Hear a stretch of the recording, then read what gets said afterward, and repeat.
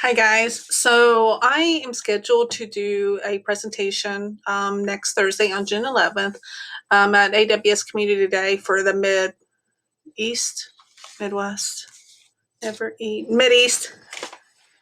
Geography is not my friend. Anyways, and so I'm scheduled to do that. And so I'm working on my presentation, and my focus is going to be on AWS Educate. And so I'm going to do some trial runs and practices, and you're going to see me flub a lot, like not knowing if we're Mid East or Midwest.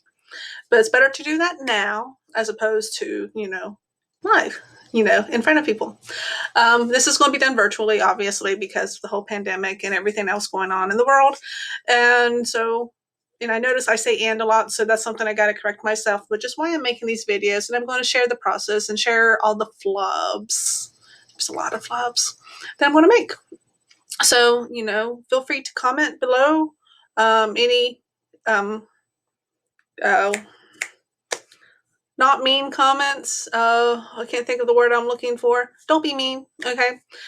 Constructive comments. Feel free to comment below, and we'll go from there. So this is my presentation, and it's not completely full. It's not done yet, but I'm just at a point where I want to give it a run through and kind of keep going on. Okay, so I'm gonna bring this down.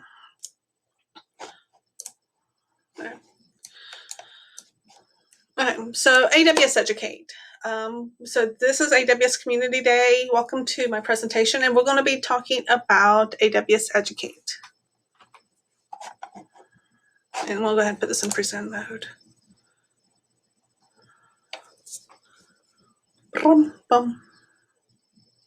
There we go. Okay.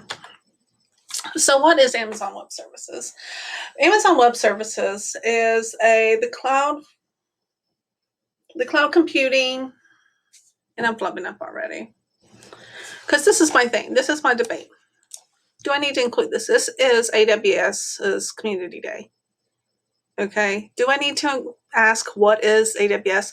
That would be more inclined for, I think, for some of the high schools or other areas where I could present this at. My debate is on whether or not I even want this slide because of my target audience. If they're attending the AWS Community Day, do they need to know? Do I need to go over what AWS is? So I don't want it to go on. Usually when I describe AWS, it's like, what Amazon is, right? Everybody knows Amazon. Love it or hate it, you know what Amazon is. And cloud computing.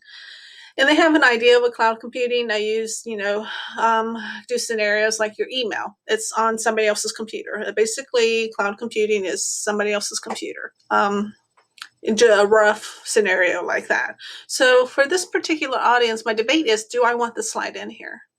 My initial thought is no, because of the audience that I'm going to have. But so I'm going to bypass this slide, put it in here, but debating on whether or not I want it. If you have any thoughts on it and feedback, feel free to comment below and let me know what you think on that, because I'm going with no right now. I don't want it in here just because the assumption is that everybody who's at the AWS Community Day knows what AWS is. Okay, so moving on.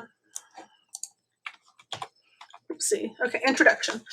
So my name is Tasha Pinwell, and I am the Computer Science Program Manager at Hocking College. College was left off. That's a typo. And I'm also an AWS Educate Cloud Ambassador Council member. I went from being a Cloud Ambassador to recently was asked to be part of the council member, which is, a huge honor. And I'm so appreciative of everything the opportunities that I'm getting as a Cloud Ambassador. And I also have my certification as a Cloud Practitioner as well. And I need to include the AWS Academy. So I'm making notes. Okay. Typo on college. And I knew I was thinking, I'm forgetting something. AWS Academy. Okay. So, moving on. All kinds of flubs already. Why education is important to me? So, this is going to give you a little bit of details and a background in regards to what education is to me and why this is important as it is.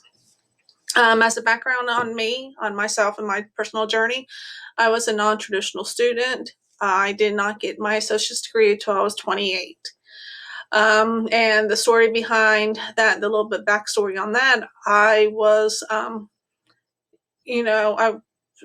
had my son when I was 19, and for a lot of years I was a single mom, and I did not receive any kind of assistance from my ex-husband, my son's dad.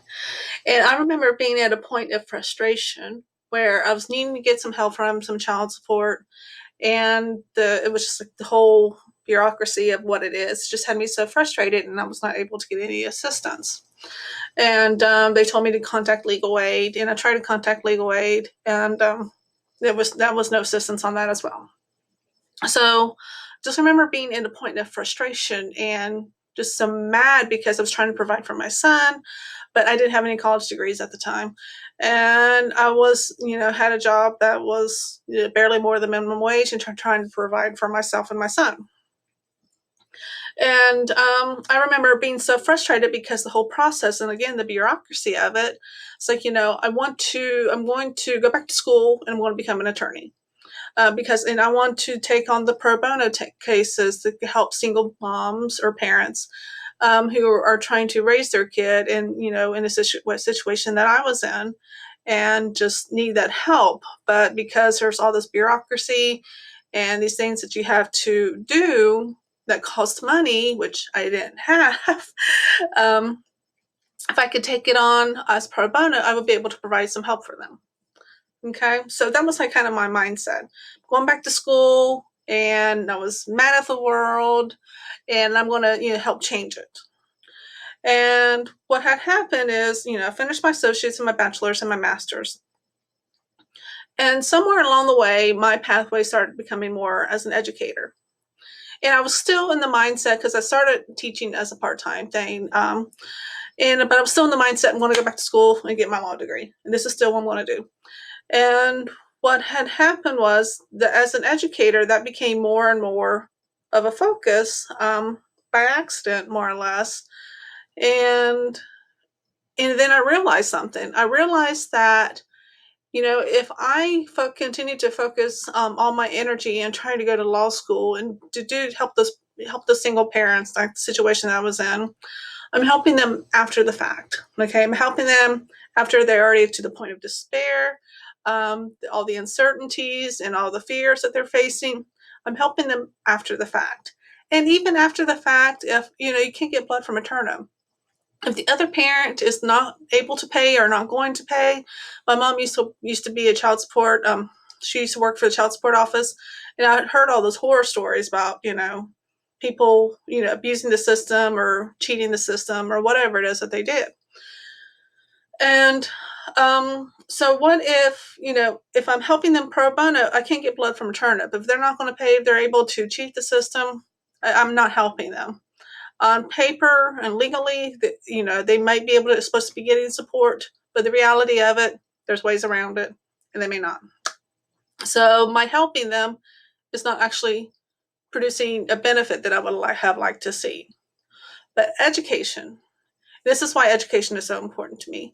Education is helping them become more self-sufficient, either before the fact where they reach that point of despair, or they are in that point of despair and they're working on their own to build themselves up and out of that particular situation.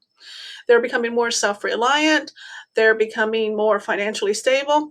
They are becoming to the point where they don't have to rely on somebody else to help them. They are educating themselves and they're building themselves up, and not only financial stability, but self-confidence and self-awareness, and opportunities in their future. So that is why education is so important to me. So to kind of go off of that, of AWS Educate, and again, if you see me get like really excited about education and what this opportunity can bring, there's a huge backstory behind it that I just explained, and this is why I get so excited about this. So what is AWS Educate? AWS Educate is an online platform where it teaches about cloud technology and so much more.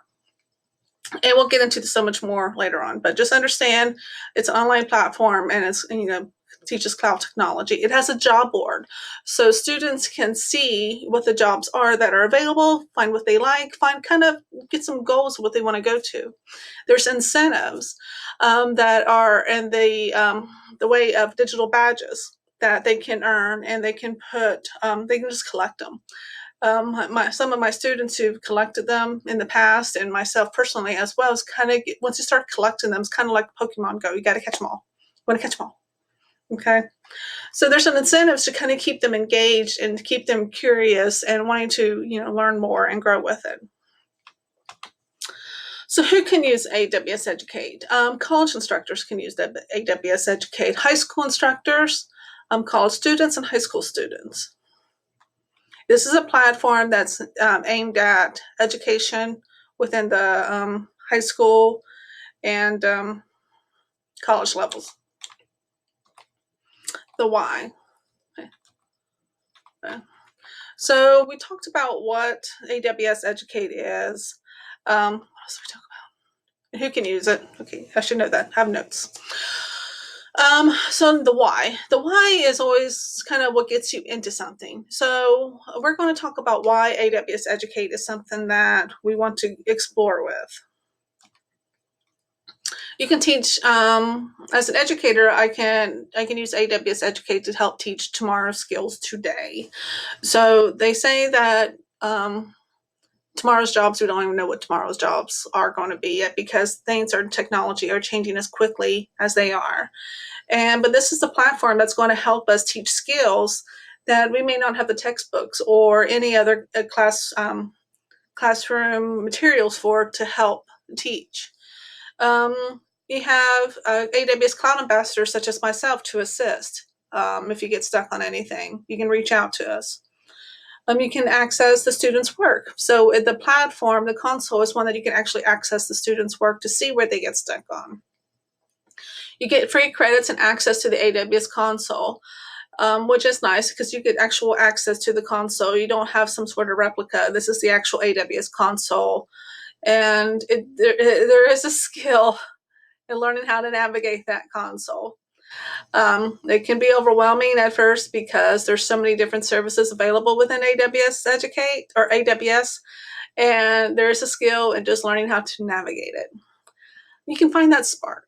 We'll talk more about what's opportunities are available in AWS Educate in regards to the digital badges and other incentives. But whether the student is interested in AR, VR, Alexa, if you're over 18, Alexa, they don't have Alexa badges if you're under 18. Let's see, gaming, IoT, Deep Racer for the AI and machine learning and the reinforcement learning. You can find what gets them really super interested about something and just, propel that, keep that flame going.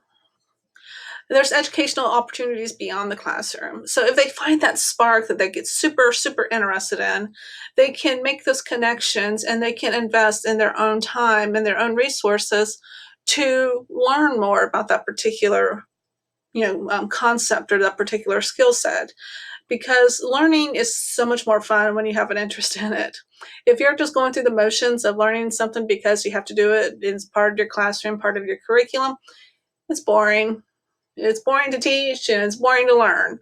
But once you find something that gets you super, super excited, or you see your students getting super, super excited about something, it's so much more better. It's so much more fun.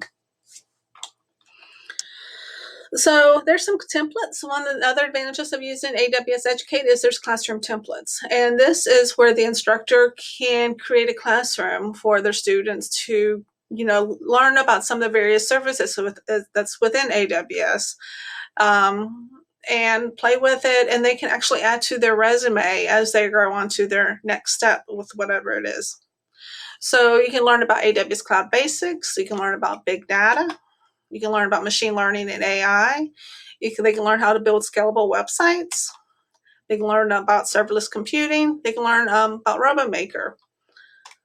And this is something that they recently introduced, was a starter account template. Whenever you're utilizing any of these other templates, you're capped at 3 per classroom. You can just have multiple classrooms, it's not that big of a deal, but you are capped at 3. And sometimes you may want a little bit of this and a little bit of that, and you may need more than 3. It just depends, or you just don't know where to start. Like there's so much stuff, and you're just like, I don't know where to start. I don't know which templates to add, which ones I do want, which ones I don't want. I don't know. So what they recently introduced was a starter account template, which just basically enables a classroom with all AWS Educate starter account services. So use this template if none of the templates meet your needs, and then you can, get started with a starter account. Okay, so I think that's all I have right now so far. Okay, so that's what I have so far. Obviously, there's a lot of flubs, and I knew there was going to be. And this is my first time going through it. And I know I say a lot. I need to fix that.